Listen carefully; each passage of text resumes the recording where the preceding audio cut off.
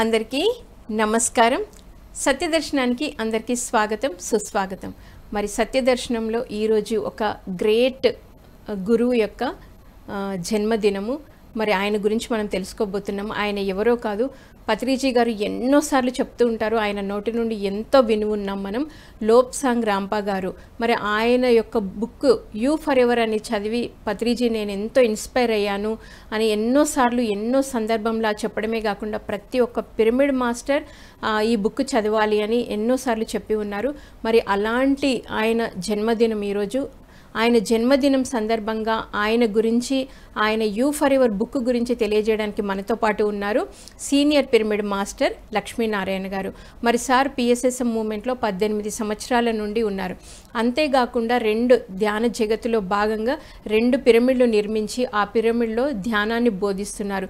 ధ్యానంతో పాటు తన దగ్గరికి వచ్చే వాళ్ళకి యోగా, ప్రాణాయామం లాంటి చిన్న చిన్న ఎక్సర్సైజ్ కూడా ఆయన నేర్పిస్తున్నారు. అంతేకాకుండా ఆయన ప్రకృతి వైద్యులు కూడా చిన్న చిన్న టెక్నిక్ ద్వారా ఏమైనా హెల్త్ ఇష్యూస్ ఉన్నా ఆయన క్యూర్ చేస్తుంటారు.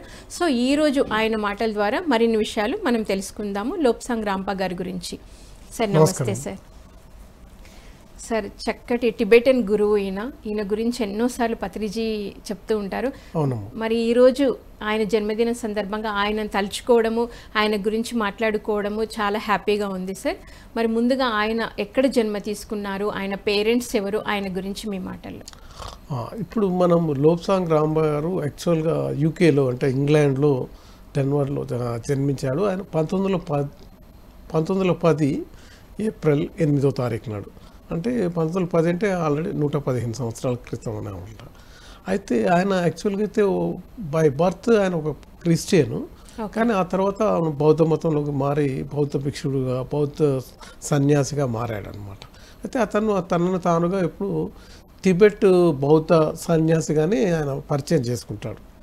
అయితే కొంతమంది ఆయన్ని లేదు అసలు టిబెట్ పోలేదంటారు, కానీ ఆయన రచనలో మాత్రం నేను టిబెట్లో కొన్ని సంవత్సరాలు ఉన్నాను, ఆ టిబెట్లో ఉండి అక్కడ దీక్ష తీసుకున్నాను. తర్వాత ఈ ట్యూస్డే లోబ్సాంగ్ రాంపా అని ఒక పెద్ద టిబెట్ మత గురువు, అంటే ఆయన చనిపోయి ఉన్నాడు, అతని ఆత్మ నాలో వచ్చింది, ఓకే, ఆ ఆత్మ వచ్చింది, నేను ఆయన ఇన్కార్నేషను కాబట్టి అని ఆ పేరు పెట్టుకుంటాడు.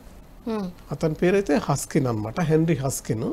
అయితే అతను వృత్తిరీత్యా నేమ్ వచ్చేసి హెన్రీ హస్కిన్. అయితే అతను యూకేలో ఇంగ్లాండ్లో ఉన్నప్పుడు ఆయన మొట్టమొదటిగా మామూలుగా చేశాడు, ఒక ప్లంబర్గా వృత్తి ఉండేది, ఆయన ప్లంబర్గా పనిచేస్తుండేవాడు. అయితే కానీ అతను చిన్నప్పటి నుంచి అతనికి ఈ ఆత్మాధికత మీద, స్పిరిచువల్ మీద, మిస్టిజం అంటే శుద్ర దేవతలు, తర్వాత మంత్రతంత్రాలు, వీటి మీద చాలా ఇంట్రెస్ట్ ఉండేది అనమాట. సో దాని మీద బాగా పరిశోధన చేస్తూ ఉండేవాడు. చేస్తున్న తర్వాత ఆయన పుస్తకాలు రాయడం మొదలుపెట్టాడు. అయితే 2-3 పుస్తకాలు రాసిన తర్వాత, అంటే యూ ఫర్ ఎవర్ అనేది ఒకటి, దాంట్లో ఒక పెద్ద గ్రేట్ పాపులర్ బుక్, చాలా లాంగ్వేజెస్లో ట్రాన్స్లేట్ అయింది. సో ఈ పుస్తకాలు రాస్తున్నప్పుడు అంటే యాన్సియంట్ విజ్డము, విజ్డమ్ ఆఫ్ కోర్స్, తర్వాత థర్డ్ ఐ, ఇట్లాంటి పుస్తకాలు రాసినప్పుడు చాలా డబ్బులు ట్యాక్స్ రూపంలో పోతున్నాయి. ఆ ట్యాక్స్ కట్టుకోవడము, ఎందుకు ట్యాక్స్ ఇలా చదువుకోవాలి, తర్వాత ఆయనకి ఏంటంటే కొన్ని అనారోగ్య కారణాలు ఉన్నాయి. అనారోగ్య కారణాల నుండి ఇంకా శీతల ప్రదేశానికి పోవాలని డాక్టర్స్ అడ్వైజ్ చేశారు. తర్వాత ఇంకా కొన్ని పర్సనల్ రీజన్స్, అంటే కొంత క్రిటిసిజం ఉంది, ఏది ఆయన్ని చెప్పేది మొత్తం ఈ టిబెట్ మతం గురించి, తర్వాత ఈ మిస్టిజం గురించి, ఆకాశయానము, తర్వాత ఇట్లాంటి రకాల కొంతమంది క్రిటిక్స్ నమ్మట్లే, అతనికి వ్యతిరేకంగా ప్రచారం చేస్తూ ఉన్నారు. ఇవన్నీ ఎందుకని అతను 1960లో కెనడాకి షిఫ్ట్ అయిపోతారు. కెనడాలోనే అక్కడ ఉండి ఆయన చనిపోయేంత వరకు, అంటే 1981 వరకు, అంటే 21 ఇయర్స్ కెనడాలోనే ఉంటాడు. కెనడాలో అతన్ని చాలా ఆదరిస్తారు. అతని ప్రచారాలను మొత్తం ప్రపంచం మొత్తం కూడా వ్యాప్తి చెందుతాయి అనమాట.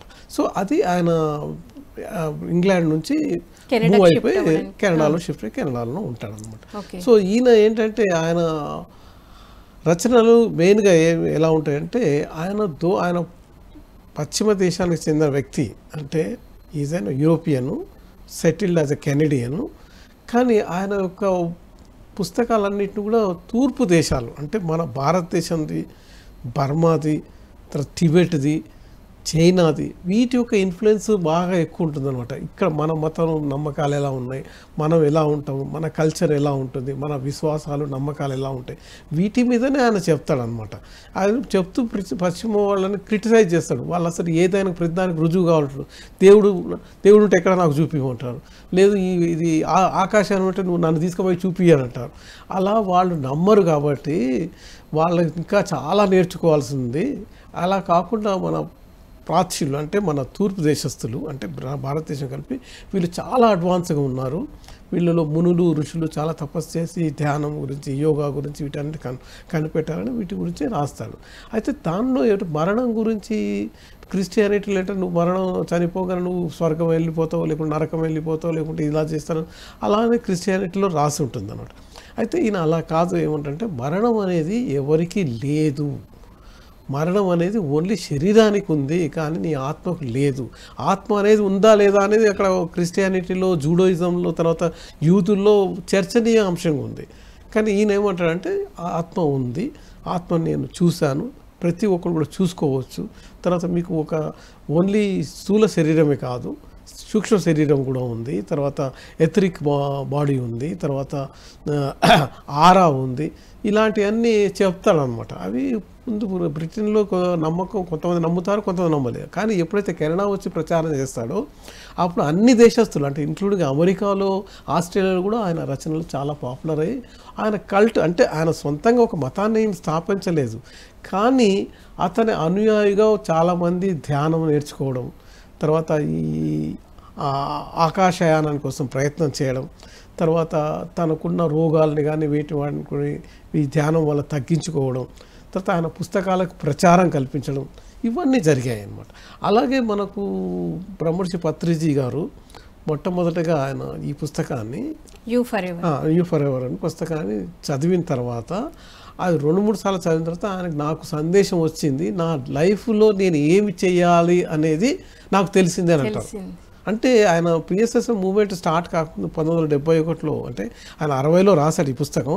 10 సంవత్సరాల తర్వాత అది ఇంగ్లీష్ ప్రచారం ప్రపంచంతో ప్రచారం అయింది కాబట్టి మన పత్రిజీ సార్ చదివారు. చదివిన తర్వాత ఎంత ఇన్ఫ్లుయెన్స్ అయ్యిందంటే నా యొక్క పని ఏంటి, ఎందుకంటే ఈ రాంపా గారు అంటే ప్రతి ఒక్క మనిషి ఏదో ఒక ఆశయం, ఏదో ఒక పనిని కల్పించుకొని వస్తాడు, దాని గురించే నిరంతరం ప్రయత్నం చేయాలి అంటారు. అలాగే బ్రహ్మర్షి గారు పిరమిడ్లు కట్టాలి, తర్వాత మనం ఈ ధ్యాన జగత్తుని నిర్మించాలి, అహింసా జగత్తు నిర్మించాలి అని ఆ దిశలో పనిచేశారనమాట. సో అందుకని లోప్సాంగ్ రాంపా గారు మన అందరికీ కూడా ఒక ఆదర్శమైన ధ్యాని. ఎస్, అదే సార్ కూడా చాలాసార్లు చెప్తారు కదా, యూ ఫర్ ఎవర్ అనే బుక్ నన్ను ఎంతో ప్రభావితం చేసింది అనేది అందరు కూడా చదవాలి అని చెప్పి. సో మీరు అన్నట్టు సార్ దాంట్లో మనకి ఆరా గురించి ఉంది, ఆస్ట్రల్ ట్రావెల్ గురించి ఉంది, మరి సూక్ష్మ శరీరం, ఒక స్థూల శరీరమే కాదు సూక్ష్మ శరీరం గురించి ఉంది. ఆరా చూడడం వల్ల ఆ పర్సన్ ఒక ఆలోచన విధానం ఎలా ఉందో తెలుసుకోవచ్చు అని ఎంతో అద్భుతంగా తెలియజేసిన టిబెటన్ యోగి లోప్సాంగ్ రాంపా గారు. సో ఆయన ధ్యాని కూడా. ఓకే, సో చెప్పండి సార్. అయితే ఇప్పుడు మనము ఏంటంటే ఈ మన పత్రిజీ గారి ఆదేశం మేరకు జి రామ్మోహన్ గారు దీన్ని తెలుగులో కూడా మనం అనువాదం చేశారు. కాబట్టి మనం ప్రేక్షకులందరికీ ఏమి అంటున్నామంటే వాళ్ళు కూడా ఈ పుస్తకాన్ని చదివి వాళ్ళు తమంతట తాముగా సూక్ష్మ శరీరయానం కూడా చేసుకోవచ్చు, తమ ఆరాన్ని గుర్తించుకోవచ్చు, టెలిపతి విద్య నేర్చుకోవచ్చు, యోగ దృష్టి నేర్చుకోవచ్చు, తర్వాత తను ఏమిటి అన్నది కూడా తెలుసుకోవచ్చు. ఇంకా అంతే తన పూర్వజన్మాలను కూడా మనం తెలుసుకోవచ్చు అని ఆయన సొంతంగా నిరూపించాడనమాట. కాబట్టి మనం అది ప్రాక్టీస్ చేసుకోవచ్చు. దాంట్లో కొన్ని ముఖ్యాంశాలు మాత్రం మనం ఇప్పుడు చర్చించుకుంటున్నాం. సార్ ఇప్పుడు మరి స్థూల శరీరం, సూక్ష్మ శరీరం అన్నారు. సో వాళ్ళు దీనికోసం ఎలా సాధన చేయాలి?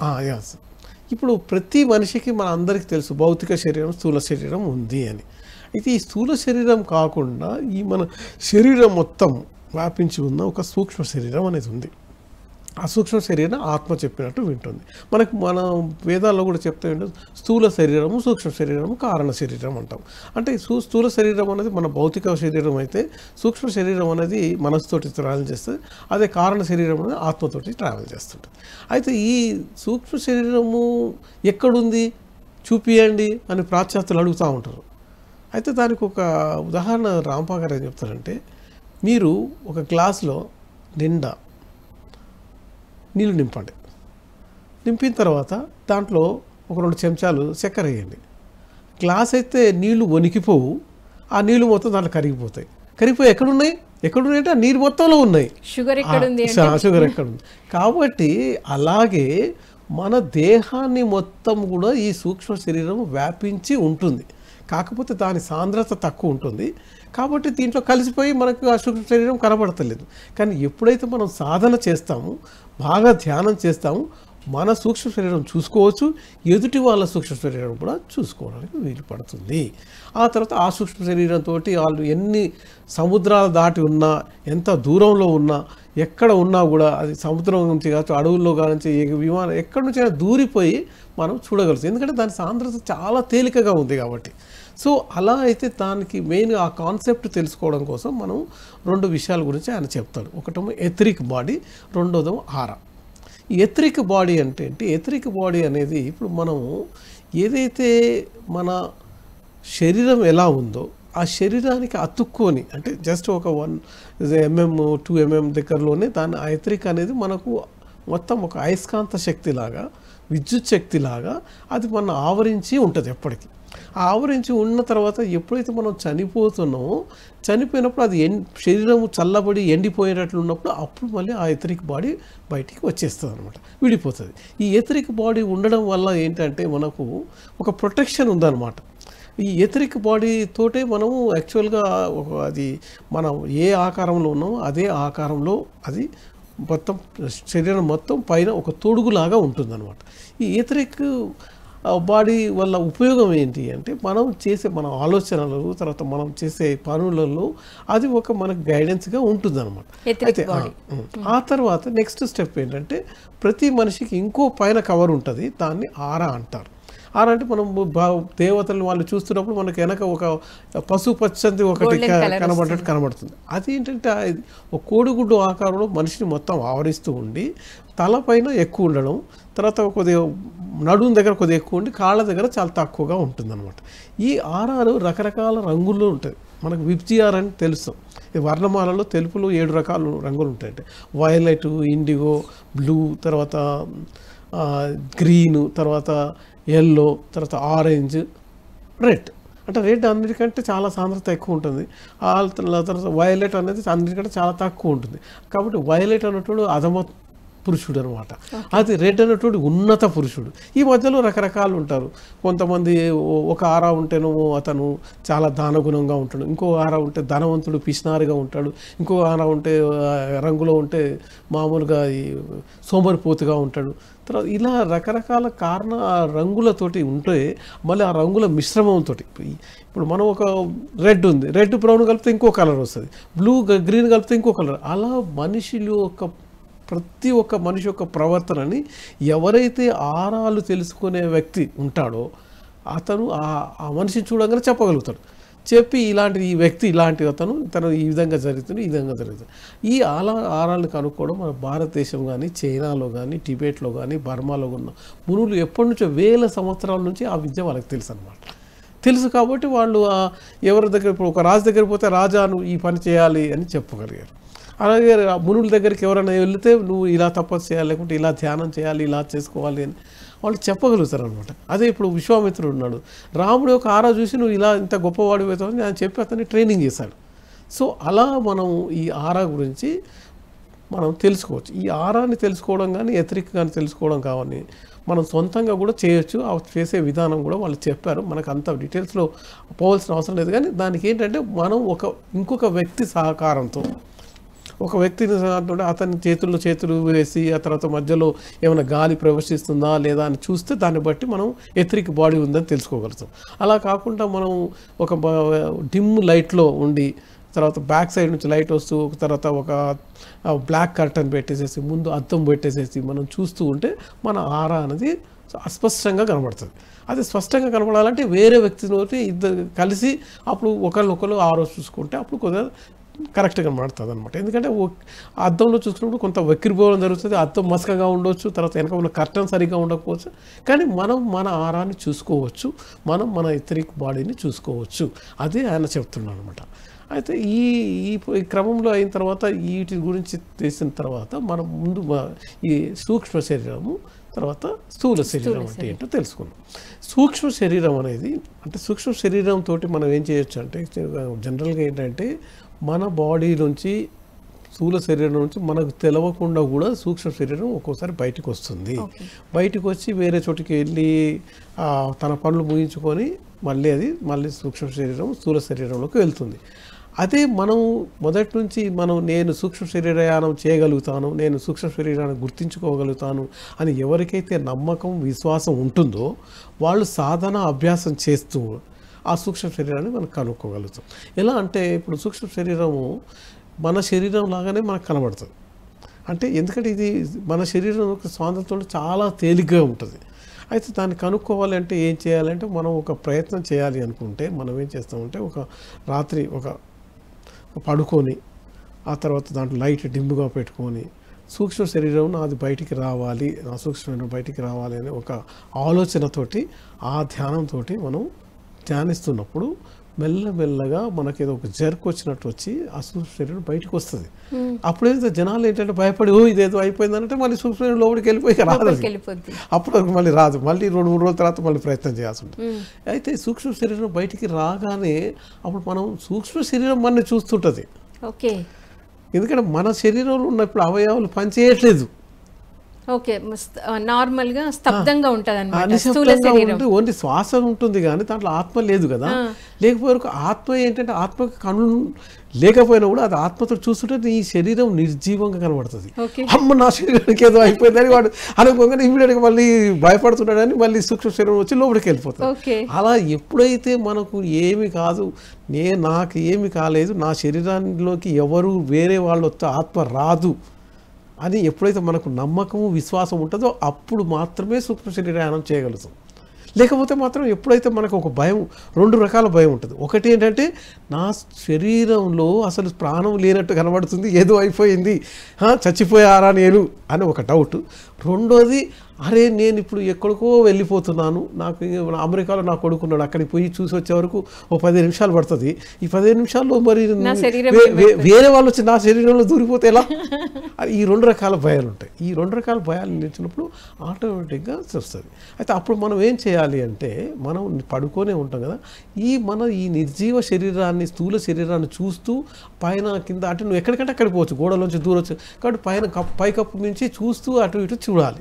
ఎప్పుడైతే తన మీద నమ్మకం ఉంది, నా స్థూల శరీరానికి ఏమీ కాదు అని ఒక నమ్మకం వచ్చేస్తుంది, ఆ నమ్మకం రాగానే అప్పుడు నువ్వు నిర్ణయించుకోవాలి ఎక్కడికి వెళ్ళాలి.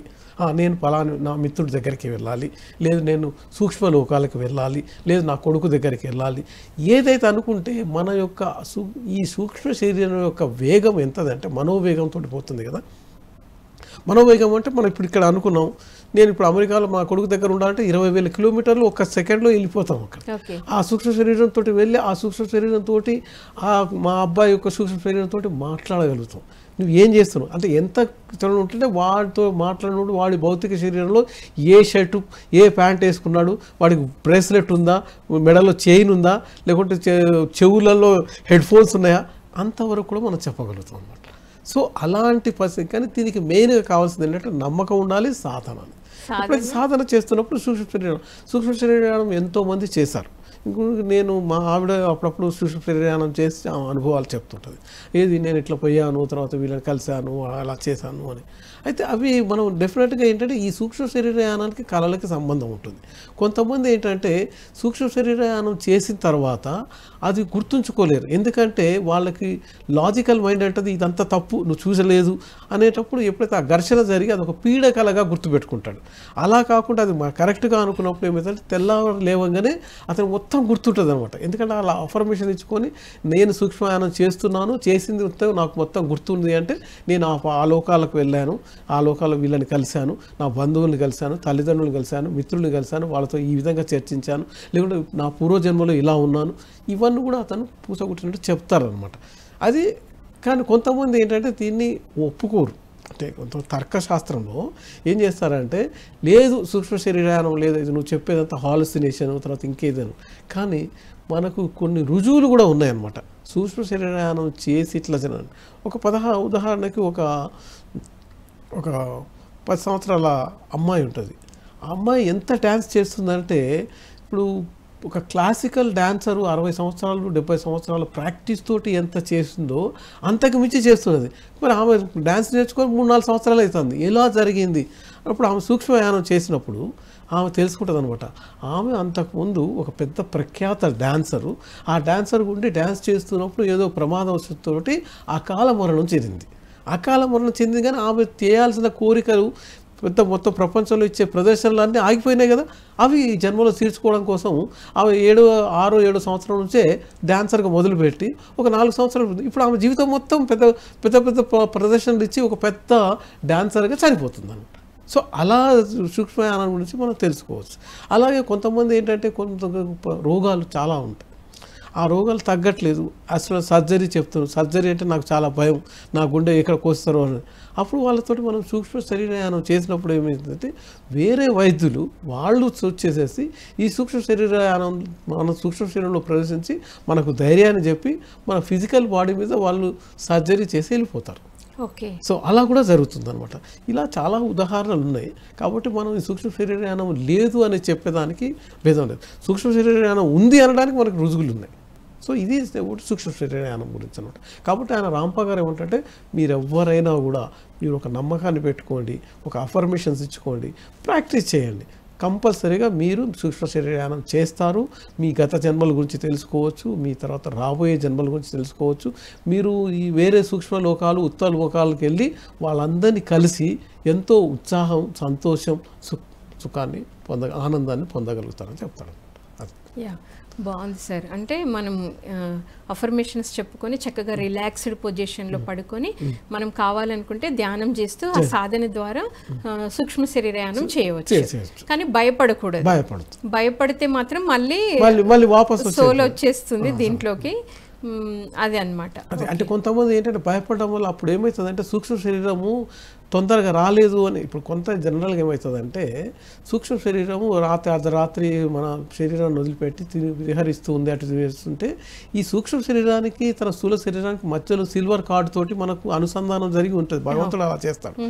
అలా చేయడం వల్ల ఏమిటంటే సిల్వర్ కార్డు ద్వారా సంకేతం వస్తుంది, అరే తెల్లారితే వీడు నిద్రలేస్తాడు, నువ్వు తొందరగా వచ్చేసేయని. అప్పుడు వచ్చేసినప్పుడు వీడికి ఇంకా తొందరగా లేనప్పుడు జర్కుతోటి మన స్థూల శరీరంలోకి వెళ్ళడం వల్ల ఇతనికి అనీజీగా ఉంటుంది, ఏదో అయింది, చికాకుగా ఉంటుంది. ఆ తర్వాత పొద్దున్న లేకపోతే నాకు ఏమైంది అనుకుంటారు. అది ఎందుకు అయింది అంటే ఆ స్థూల శరీరంలోకి సూక్ష్మ శరీరము ఒక ఒత్తికగా ఒక ప్రొసీజర్ ప్రకారంగా రాలేదు. కాబట్టి అప్పుడు ఏమనిపిస్తుంది, చికాకు ఉందిరా, నేను ఇప్పుడు ఒక 15 నిమిషాలు మళ్ళీ పడుకోవాలని మళ్ళీ పడుకుంటాడు. ఎప్పుడైతే 15 నిమిషాలు పడుకుంటాడో అప్పుడు మళ్ళీ మొత్తం అది సెట్ అయిపోతుంది అనమాట. ఓకే. సో అది కూడా మనకు ఒక గుర్తుగా తెలిసిపోతుంది అనమాట. యా, బాగుంది సార్. అంటే సూక్ష్మ శరీరం కూడా నిదానంగా వచ్చి ఒక విధానంలో బాడీలోకి వచ్చేస్తే ప్రాబ్లం ఉండదు. కానీ హడావుడిగా టైం అయిపోతుంది అని సిల్వర్ కార్డ్ నుండి ఇండికేషన్ టకామని వచ్చేస్తే ఆ పర్సన్, భౌతికంగా ఉన్న పర్సన్ డిస్టర్బ్ అవుతారు. Yeah, okay sir. సార్ మరి ఆకాశ రికార్డ్స్, ముఖ్యంగా ఆకాశ రికార్డ్స్, ఈ ఆకాశ రికార్డ్స్లో మన ఆలోచనలు, మన చేష్టలు, అంటే ప్రకృతిలో ఉన్న జీవరాశులు, ఓన్లీ మనిషినే కాకుండా ప్రతి ఒక్కరివి అక్కడ వాళ్ళ చేష్టలు, వాళ్ళ ఆలోచనలు ఏ విధంగా రికార్డ్ అవుతాయి? అదే ఇప్పుడు మనకి హిందూ మతంలో కానీ హిందూ సంప్రదాయంలో మనం ఏమంటాం, ప్రతి ఒక్కరి యొక్క చిట్టా అంటే అకౌంట్ చిత్రగుప్తుడి దగ్గర ఉంటుంది. చిత్రగుప్తుడు అంటే ఏంటి, మనం చిత్రగుప్తుడు ఒక పేరు పెట్టాము. ఆకాశ రికార్డ్ అనేది వాళ్ళు లోక్సాంగ్ రాంప చెప్తున్నాడు, అది ఇది ఒకటే అనమాట. అది చిత్రగుప్తుడు ఎక్కడ ఉంటాడు, హాల్ ఆఫ్ మెమోరీస్ అంటే యమలోకం అని అన్నాం. హాల్ ఆఫ్ మెమోరీస్ అంటే జ్ఞాపకాల భవంతి. ఈ ఆకాశిక్ రికార్డ్స్ అంటే ఇప్పుడు మనకి అందరికీ తెలుసు ఏంటంటే, ఇప్పుడు రేడియో తరంగాలు ఉన్నాయి, తర్వాత టెలివిజన్ తరంగాలు ఉన్నాయి. వీటి ఏంటి, మన బాడీలో మొత్తం ఏంటంటే విద్యుత్ ప్రవాహము, అయస్కాంత విద్యుత్ ఉంది. ఆ విద్యుత్ మన బల్బులు వెలిగించలేదు, కానీ మన మెదడుని చాలా శక్తివంతంగా పనిచేయగలుగుతుంది. అంటే మెదడులో ఎలక్ట్రిసిటీ ఉంది, అంటే విద్యుత్ ఉంది. అలాగే శరీరంలో కూడా మైల్డ్ విద్యుత్ ఉంది. ఈ విద్యుత్ ప్రసారం జరుగుతూ ఉన్నది కదా, జరుగుతున్నప్పుడు ఈ తరంగాలన్నీ బయటికి పోతున్నాయి కదా, ఈ తరంగాలన్నింటినీ ఆకర్షిస్తూ మనం ఒక చోట రికార్డ్ చేయగలుగుతాం.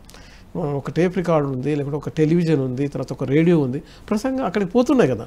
అలాగే ఇవన్నీ కూడా ఆకాశిక్ రికార్డ్ అని ఒక సూక్ష్మ లోకంలో ఈ ఆకాశ్ రికార్డ్స్గా డెవలప్ చేస్తూ అవి రికార్డ్ అయితే ఎప్పటికీ ఉంటాయి. అక్కడ దాని మెమొరీ ఇంతనే లేదు, సూపర్ కంప్యూటర్స్ కంటే ఎక్కువ పెద్ద మెమొరీ ఉంది. కాబట్టి ఎన్నో లక్షల జీవరాశులు, ఎన్నో లక్షల జన్మల యొక్క అకౌంట్ దాంట్లో ఉంది. ఆ అకౌంట్ని మనము చనిపోగానే ఆ వ్యక్తి యొక్క ఆత్మ అంటే సూక్ష్మ శరీరంతో బయటికి వెళ్ళినప్పుడు అది దాన్ని ఆ సూక్ష్మ లోకాలకు తీసుకెళ్ళిన తర్వాత వాళ్ళని అడుగుతున్నారు అనమాట, నువ్వే నీ హాల్ ఆఫ్ మెమొరీస్లో జ్ఞాపకాల భవంతిలో పోయి నువ్వే కంప్యూటర్ ఆన్ చేసుకొని నువ్వు చూసుకో, నీ జీవితం కంటే ముందు అంటే అంతకంటూ ముందు గత జన్మలో నువ్వు ఏ విధంగా ఉన్నావు, ఏమేమి పని చేసావు, ఎన్ని పుణ్యాలు పాపాలు సంపాదించుకున్నావు, ఆ తర్వాత ఏమి డిసైడ్ చేసుకొని ఈ జన్మలోకి వచ్చావు, ఈ జన్మలో తల్లిదండ్రులు ఎవరు, ఆ తర్వాత చిన్నప్పుడు నువ్వేం చేసావు, మధ్యలో ఏం చేసావు, ఎవరిని పెళ్లి చేసుకున్నావు, ఏం చేసావు, ఏం పుణ్యకార్యాలు, ఏ పాపకార్యాలు, ఇంకా ఏమేమి అనుకొని చేయలేకుండా బ్యాలెన్స్లో ఉంచుకున్నావు, ఇవన్నీ కనబడతాయి. కనబడిన తర్వాత ఇప్పుడు నేను కొన్ని పాపాలు చేసి నాకు శిక్ష ఏంటంటే, నీకు శిక్ష చేయడానికి అక్కడ ఎవరు, నువ్వే శిక్ష చేసుకోవాలి. స్వర్గం నరకం అనేది నీకు భూలోకంలోనే ఉంది. ఆ ఏమేమి శిక్షల గురించి నువ్వు ప్రణాళికలు వేసుకున్నప్పుడు నెక్స్ట్ జన్మలో అవన్నీ జరిగి తీరుతాయి అనమాట. అలా చేసుకోవడానికి ఆ ప్రణాళిక చేసుకో. కొంతమంది ఏమనుకుంటారంటే వాళ్ళకి పుణ్యకరాలు ఎక్కువ ఉండడం వల్ల నేను లేదు ఇప్పుడు జన్మ తీసుకోను, నేను కొన్ని సంవత్సరాలు వెయిట్ చేస్తాను అంటే అతన్ని ఇంకో ఉత్తమ సోషల్ వాళ్ళకి తీసుకెళ్తారు. ఆ తర్వాత ఎప్పుడైతే అవసరం ఉందో భూమిలో ఆయనది అప్పుడు అతన్ని అక్కడ భూమిలోకి పంపిస్తారు. ఇలా ఇది నిరంతర చర్య జరుగుతుంది. ఈ ఆకాశిక్ రికార్డ్స్ అన్నదానికి కూడా ఇప్పుడు మనం పత్రిజీ గారు చెప్పారు, ఆకాశిక్ రికార్డ్స్లో ఇలా ధ్యాన జగత్ జరుగుతుంది, తర్వాత ఇలా జరుగుతుంది, ఇన్ని సంవత్సరాలు ఇలా జరుగుతుంది, ఇంతమంది ధ్యానంలో వస్తారని ఆయన ఆకాశ రికార్డ్ చూసి మనమైతే మన ఒక ఆకాశ రికార్డ్ తీసుకోవచ్చు. కానీ యోగులు మునులు ఋషులు ఏంటంటే వాళ్ళ పవర్ తోటి వేరే వాళ్ళని కూడా చూడగలుగుతారు అనమాట.